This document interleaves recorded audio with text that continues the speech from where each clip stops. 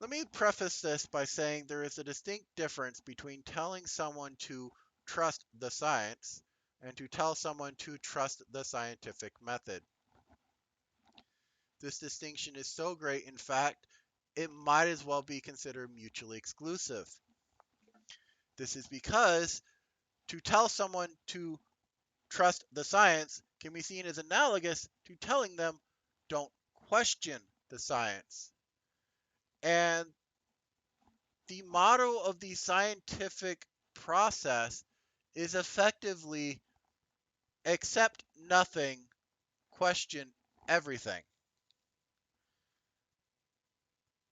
And the reason for this is that unless God Himself descends from the heavens and gives a list of here's everything I did to make the universe, there is going to be a lot that science cannot possibly give a definitive answer on.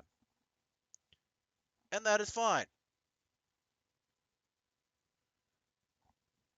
I would actually find the world to be extremely boring if we could know every single thing there was to know. Instead, what science does is it looks at all the data, and then people will make educated guesses about what they think best describes what they are seeing. These are very well educated guesses, but these are still just best guesses. These are still just guesses. And science is not some academic who needs to be coddled and protected because it'll have a panic attack and claim to have PTSD because someone dared to say a mean word about it. No, science is this buff jock that'll go into the arena, face all these people who are studied well into it, came fully equipped and well armed, and when everything is said and done and all these people are exhausted and all their weapons are completely destroyed, science is still there, completely unscathed, thumping its chest and going, "Is that all you got?" Because in all reality, science is extremely cutthroat. When science is working correctly, you can make a living destroying the life's work of other people. And that's a good thing. You can make a living taking everything someone else did, spent years and years of work on, and utterly demolish it. And that is how science advances. And the bigger the theory you destroy, the more money you stand to gain. To the extent that if you can destroy a big enough theory, you're set for life. Okay, I need the ears up a little higher. Okay.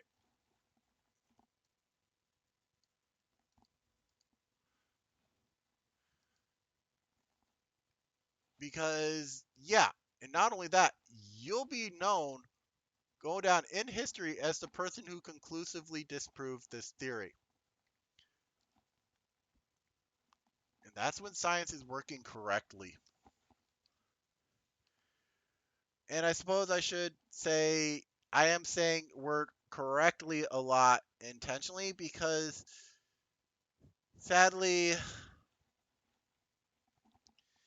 not all science adheres to this philosophy. There are some scientific principles that, well, scientists are human, which means they aren't perfect, which means there are religious beliefs of the scientific community you are not allowed to question. They don't like it if you question their dogmas. And can be prone to trying to excommunicate anyone who dares speak up, criticize these dogmas. And if you challenge the wrong sacred cow, you can actually find yourself completely out of a job.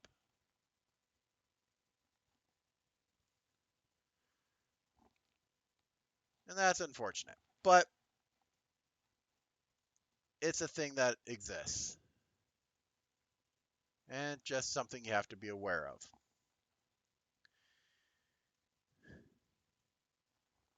When science is working correctly, however, it's taken from the you don't accept what someone else has said.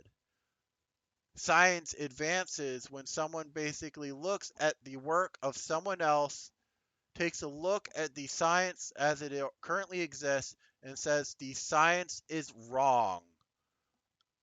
I can prove it and I can do better. And then when that happens, it goes through two stages. The first stage is when all of the, at least a few of the scientists in that field will basically take a look at this new theory and try and tear a new one. Absolutely demolish it. Be extremely brutal, because again, there is money to be had in destroying the life's work of someone else.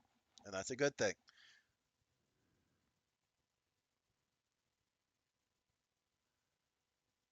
And if they do destroy it, if they do find some way in which it cannot work as it is written, or that there is another theory that already does everything this one does but better, then either the theory is discarded completely, or revisions are made and the theory is posted again. If it ever gets to the point that no one can find any flaws in the theory,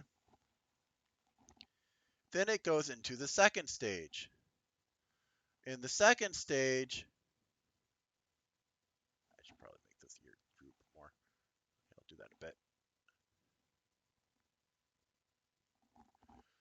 All of the experts and all of the scientists in the field will basically look at that new theory and compare it with all the other theories in that field and come to a conclusion of which one, based on their own beliefs and their own worldview, do they personally find to be the most accurate.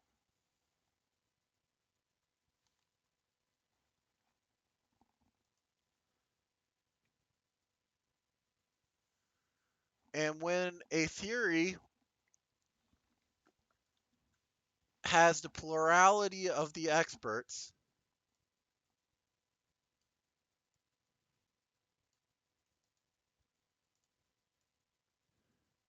which is to say, there are more people who believe this theory than the other ones, then it becomes the prevailing theory. When there is a vast majority, it becomes the predominant theory.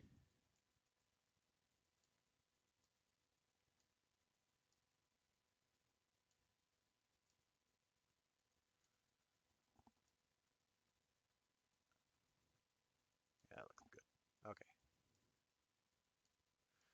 And when it's been the predominant theory for a long enough period of time, it becomes the established theory. And this is how scientific process is done. So all of the major theories you can think of, at some point, there is this brand freshman little theory that was trying to make it big and did. And eventually people decided to take it seriously enough that, yeah, it's considered the main theory.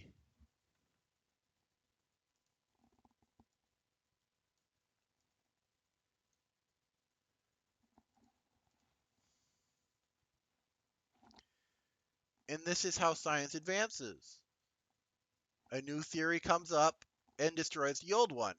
And this can only happen if science is not simply trusted. I suppose there is another qualification that must be made in that some theories right now are so complex that you basically have to go, they aren't doing quite so much trust the science as you're going to have to trust me that this little tiny equation explains the situation, because this little tiny equation has probably like a 10-page proof explaining why this explains the situation, and is built upon other equations that also have probably 10-page proofs. So it's, yeah, you can just trust me that this equation says what I say it says, because else I'm going to have to spend hours trying to explain the equation. And I don't think you really care enough. It isn't so much to say, oh, hey, don't trust, don't question what I'm saying. It's not saying you have to trust that this is the definitive answer. All it is saying is, if you want to enter this arena, here is the level of knowledge you need to be able to come in with. You have to be able to beat this equation with 10 pages of proof built on other equations that have 10 pages of proof. But again, it's not, here is the definitive answer. It's just, well, here's your barrier to entry. And truth be told, I find it a little suspicious whenever you hear someone say, trust the science, because if you're not being told to question, don't question what we are telling you, well, there is another sort of science term for anything that is claiming to be science, which creates conclusions you are not able to test, that you are not able to question, and you are not able to do anything but simply take it on blind faith that what they are saying is true. And that is a pseudoscience. This is a science in name only. You can't question it, you can't disprove it, because there is nothing you are allowed to question.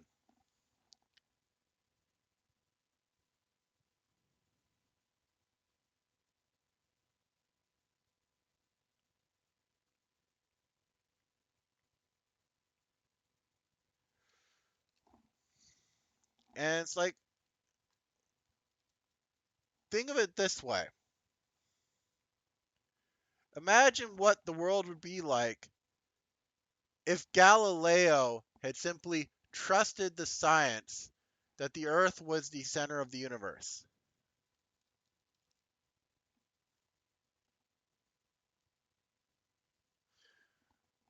Imagine what the universe would be like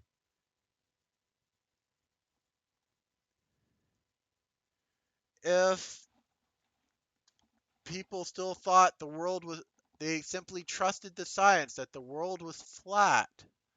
Imagine what the world would be like if people simply trusted the science that the body was comprised of four humors, and that the best solution to dealing with an infection was to bleed someone.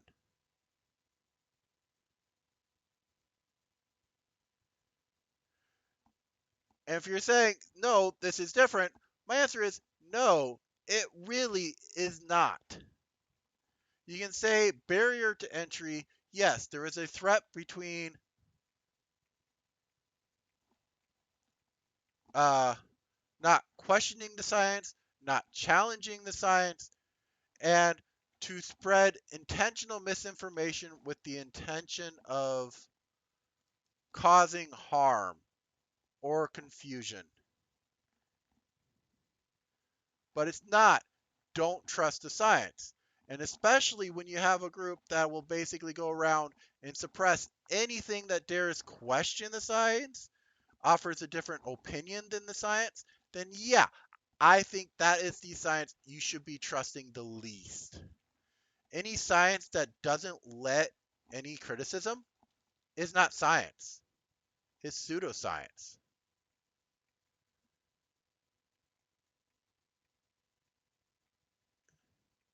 And anyone advocating that we should never trust, we should never question it, or the same type of argument is saying we should never, the Earth should still be considered to be the center of the universe. All those people who said the world is flat, you are on the same league as them because you're not supposed to question what the people telling you words are saying. So, yeah, don't trust the science, trust the scientific method. Question everything, accept nothing. If there is a scientific proof and the only scientific theory that can absolutely stand up to any scrutiny that has ever been thrown up against it is one that you should ever trust to be actually accurate. That is my rant. Thank you for watching. Have a nice day.